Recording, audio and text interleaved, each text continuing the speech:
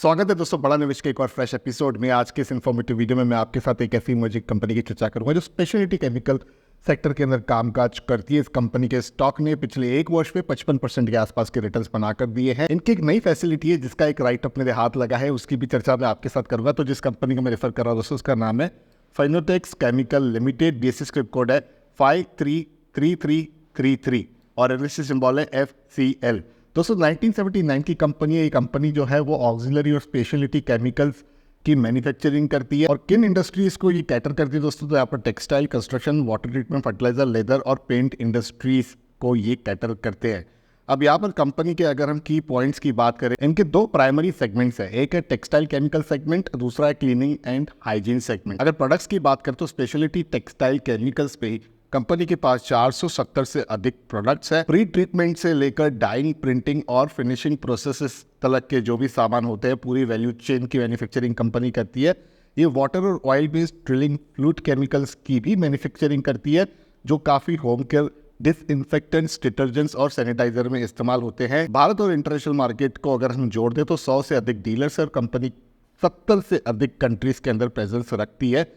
की कस्टमर्स की बात करें तो यहाँ पर JCT लिमिटेड, ओनली विमल जैसे बहुत सारी कंपनीज कंपनी के क्लाइंटेल प्रोडक्ट पोर्टफोलियो में शामिल है। ज्योग्राफिकल रेवेन्यू स्प्लिट की बात करें तो डोमेस्टिक से 77% का रेवेन्यू कंट्रीब्यूशन है और 23% इनका एक्सपोर्ट से यहाँ पर कंट्रीब्यूशन है। मैन्युफैक्चरिंग फैसिलिटीज देखें तो एक यूनिट इनका महापे में है, अगेन महाराष्ट्र के ही रीजन में, और दूसरा यूनिट अंबरनाथ में है, वो भी महाराष्ट्र में ही आता है दोस्तों।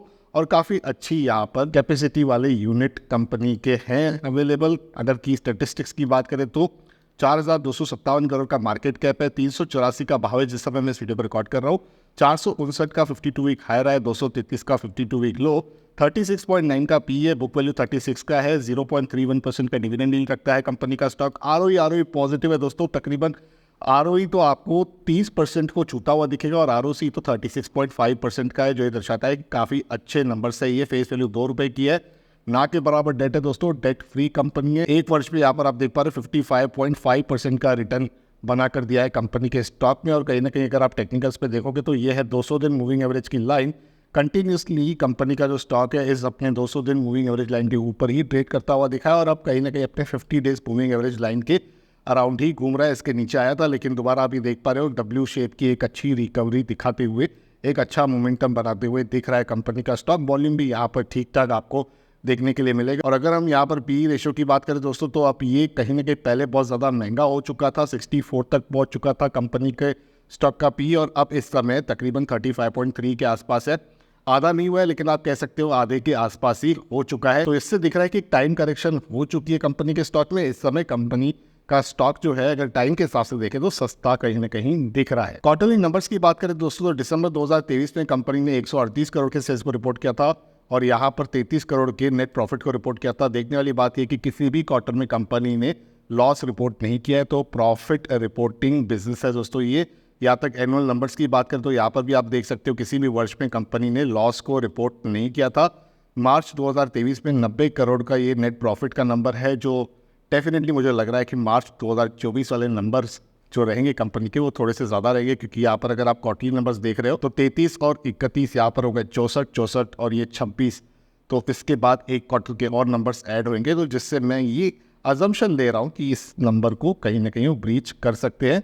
कंपाउंडेड सेल्स ग्रोथ की बात करें दोस्तों डबल डिजिट की, कंपाउंडेड प्रॉफिट ग्रोथ की बात करें तो अगेन 64% 3 वर्ष का CAGR नंबर है दोस्तों, अपने में बहुत बढ़िया रहता है। स्टॉक प्राइस CAGR की बात करें तो 3 वर्ष में 80% के CAGR रिटर्न है। ROE की बात करें तो 3 वर्ष के 25% के ROE के नंबर है। और किसी भी वर्ष में आप देख पा रहे हो, यानी कि किसी भी वर्ष के हिसाब से CAGR परसेंटेज देखोगे तो आपको 20% से ज़्यादा का ही देखने के लिए मिलेगा। यहाँ तक शेयर होल्डिंग पैटर्न में अगर आप देखोगे तो रिसेंटली प्रमोटर्स ने अपना स्टेक बढ़ाया हुआ है। आप ये देख पा रहे हो मार्च 2021 में 64.74% का था और दिसंबर 2023 में 65.04% का है। FIS की सीधा 0.82% की है, DIS 3.69% और 30.46% पब्लिक के पास है। तो शेयर होल्डिंग पैटर्न में मुझे कोई दिक्कत नहीं लग रही है दोस्तों। लेकिन और मैं डिजिटल मीडिया को जब एक्सप्लोर कर रहा था तो यहाँ पर एक आर्टिकल मेरे हाथ लगा है। इस आर्टिकल को अगर आप देखोगे तो देवेन चौकसी की ये रिसर्च रिपोर्ट है दोस्तों, 22 मार्च की ये रिपोर्ट है और यहाँ पर आप देख पा रहे हो कंपनी का जो नाम है वो मेंशन्ड है।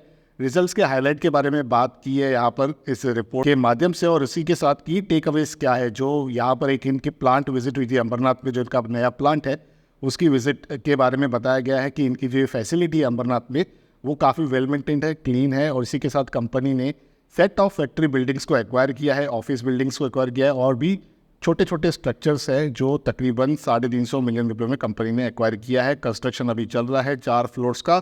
यहाँ पर कंपनी के अगर शेड की बात करें तो ऑलरेडी वो कंस्ट्रक्टेड है, और जो ये नया प्लांट है दोस्तों वो 10 से 12 महीनों में तैयार हो जाएगा। कम से कम कैपेक्स के हिसाब से, यानी कि कैपिटल एक्सपेंडिचर के हिसाब से ये तैयार किया जा रहा है, तो ये बहुत अच्छी बात है। और ये जो प्लांट है काफ़ी नज़दीक है रेलवे स्टेशन के लिए, तो उससे क्या होता है कि इनको मैन पावर की दिक्कत नहीं आती है। स्टाफ का जो एक्सेसिबिलिटी है, कम्यूटिंग है, वो काफ़ी ज़्यादा ईजी हो जाता है। और इस साइट की जो लैंड है वो 40 से 50% वैकेंट रखी है ताकि फ्यूचर में और भी एक्सपांशन हो सके।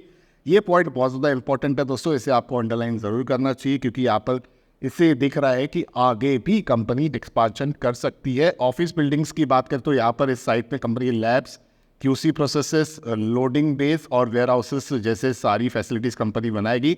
और ये जो नया प्लांट है दोस्तों, इनका जो एक्सिस्टिंग प्लांट है अमरनाथ में, उससे केवल और केवल 10 मिनट के दूरी पर ही है। इससे दिख रहा है दोस्तों कंपनी के जो फ्यूचर पर्सपेक्ट्स है बिजनेस के एक्सपांशन को लेकर, और एक्सिस्टिंग इनकी जो फैसिलिटीज़ है उस पर कहीं ना कहीं कंपनी खरी उतरती है। अब इस रिपोर्ट के माध्यम से कुछ टारगेट्स भी दिए गए हैं, पोटेंशियल अपसाइड परसेंटेज दिया गया है, लेकिन दोस्तों मैं उस पर ज़्यादा नहीं जाता हूँ, क्योंकि कल अगर मार्केट क्रैश हो गई तो ये टारगेट्स किसी काम के नहीं रहते हैं। लेकिन अगर बिजनेस जिंदा है, कंपनी जिंदा है, कंपनी धंधा कर पा रही है, कंपनी में ग्रोथ के प्रोस्पेक्ट्स है, तो देर सवेर कहीं ना कहीं आपको वो स्टॉक पैसे बनाकर देता है। तो शॉर्ट टर्म की मैं यहाँ पर बात बिल्कुल नहीं करूँगा।